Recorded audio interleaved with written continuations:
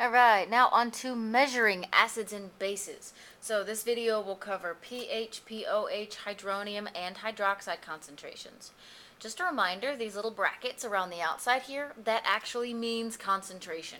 So we will be calculating concentration of hydronium and concentration of hydroxide. So our strength, quote unquote, and here I'm using that word strength rather loosely. I'm not talking about dissociation here quite as much. Um, but it's determined by our concentration of our hydrogen ions. Well, remember, we don't have H plus in solution. It's actually this hydronium, but that's easier to write. But the actual concentration of H plus or hydronium in solution is rather small, so that's going to be a whole lot of icky decimals. So this guy by the name of Soren Sorensen, yes, that's actually his name, came up with the pH scale. And the pH scale is a logarithmic scale that gives us simpler numbers for our hydronium concentrations. It goes from 0 to 14, with the lower numbers being more acidic and the higher numbers being more alkaline, aka more basic. So your acids, your red stuff, is going to be down towards 0, so between 0 and about 6.5. Your bases, those blue numbers we talked about, are going to be your higher numbers, so usually between 7.5 and 14. 7 is neutral. Your perfectly neutral substances. I guess I should write that down.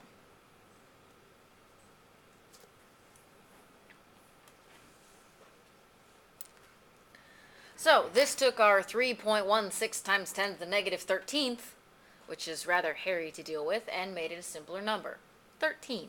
So it is a logarithmic scale looking at those exponents.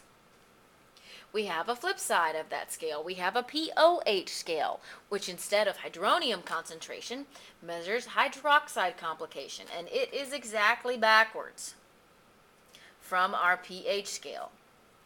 So instead of 0 being acidic, 0 is basic. Our lower numbers are more alkaline, and our higher numbers are more acidic. It still goes from 0 to 14, and 7 is still neutral. But like I said, the acid and base, which side is which, is in fact backwards. So, calculating these guys. So I hope you've noticed that the pOH scale uses concentration OH, and there's a P in the front of it. So anytime you P something, you're taking the negative log of it. So pOH means negative log concentration OH. Same thing with pH. It's P negative log of our hydrogen concentration. So pH negative log of our hydronium concentration. To undo this, just in case you forgot, the inverse of log is 10 to the. So negative log hydronium gives you pH. 10 to the negative pH gives you your hydronium concentration. And the same is true for your pOH and your hydroxide concentration. Can you see that? Yes. pH and pOH all have this nifty little relationship here, where pH plus pOH equals 14. Kind of handy dandy. So, let's try a couple of them. So for example, let's say that a problem tells you that the pH of your solution is 2.5, but it asks you to find pOH, hydronium, and hydroxide. So we said that to find hydronium, and I'll do that one first. Since they gave us pH, let's find their close cousin, hydronium, first. We said that the inverse, okay, of our pH is the 10 to the. So here's the formula I'm going to be using. So 10 to the negative 2.5. Can you read that? I'm not so sure. I'm going to rewrite it in this gray marker here. In case you have it, or you can't tell, my marker collection is beginning to run a little thin. I don't have any pretty colors left. So into my calculator, I will push second log, you see my calculator? Yes, you can.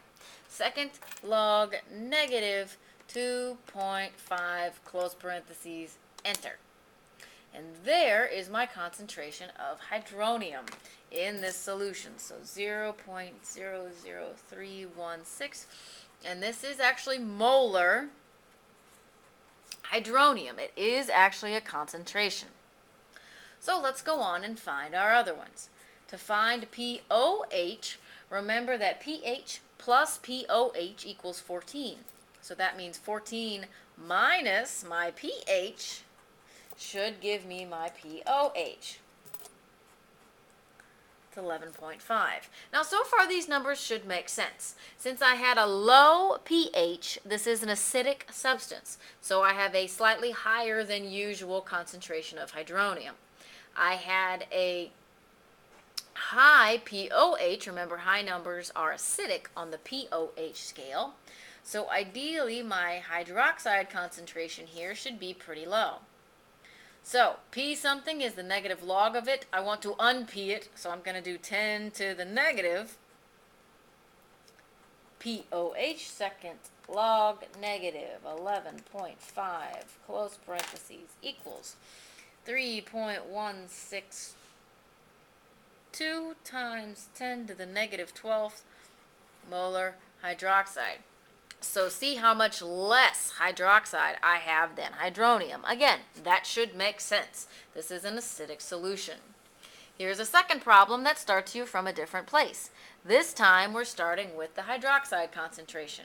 So it would make sense for us to find the POH first, since that's just negative log of our hydroxide concentration.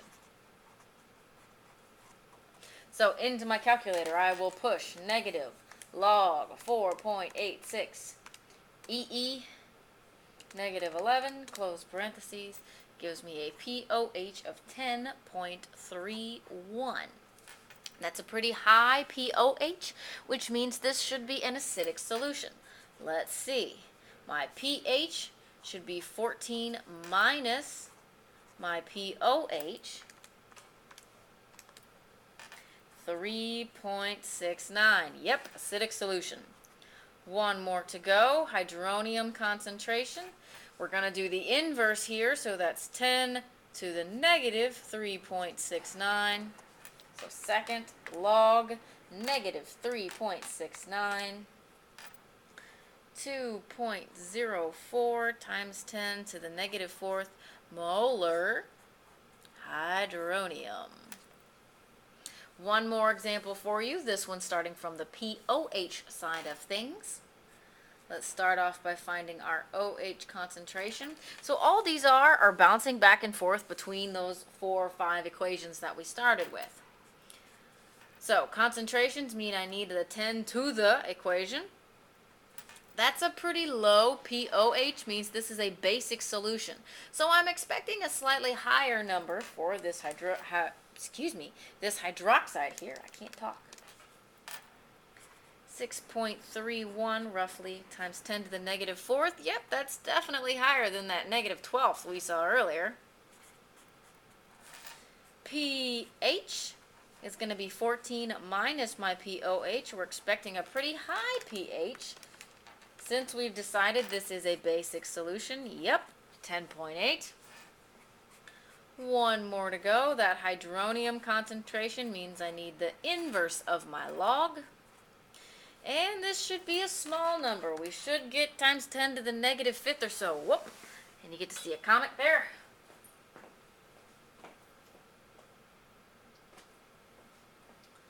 So let's see. Second log negative 10.8 gives me 1.58 times 10 to the negative 11th. Yep, small number, just like we were expecting. So these are all different ways to measure the same solution. So I can tell whether a solution is acidic or basic with any of these calculations. So when you're dealing with them in lab, if you like one more than the other or one makes more sense to you, you can transform POH into any of these 4 values rather easily. So don't be afraid to do so. In our next videos, we're going to start talking about strengths of acids and bases and determining that strength. So pKa's, things like that. See you then.